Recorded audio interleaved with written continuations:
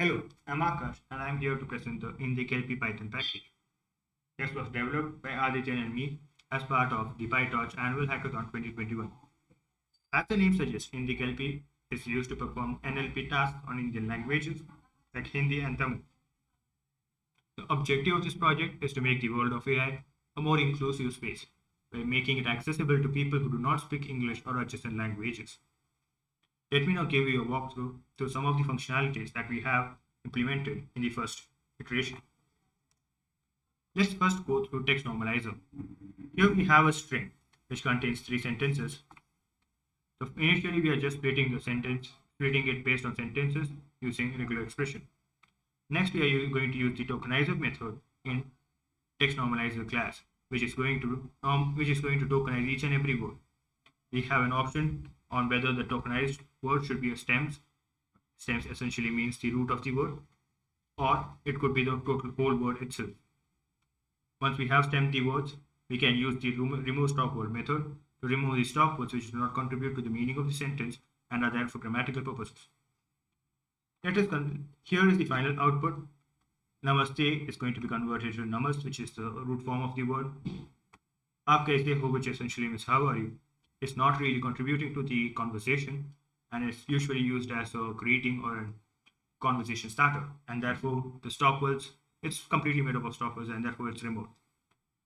Mujhe aapki yaad aayi essentially means I was thinking about you, and keywords like me, remembrance, thinking, etc. have been included, and other words which are the stop words have been removed. The next implemented method or implemented class is embedding, and it is really important when we consider the scope of NLP in modern day. Embedding essentially converts the textual word string, a literal, into a word vector, which essentially here is going to be a 300-dimensional NumPy vector. This can be used to train neural networks, recurrent neural networks, transformers, etc., and make extraordinary projects. Here we have just implemented the embedding class, which is essentially going to take the language of the operation. Here I will set it as Tamil. We also have implemented a function called getClosest, which is going to get me the n closest words. The default value of n is currently at 10. The word I have given here is Palli, which essentially translates to school. And we get various words which are very closely related to school, like college, studies, etc. The next, and probably one of the more specific methods that have been implemented here is translucration. Translucration is essentially translating, or rather converting a text from one script to another while not changing the pronunciation. This is different from translation, where we change the words based on the language that we are translating it into. Here we have the word Admi, which is going to be translated from Hindi or Devanagari script to Tamil, and the word is going to be spelled Admi here as well. We can notice one obvious thing here though.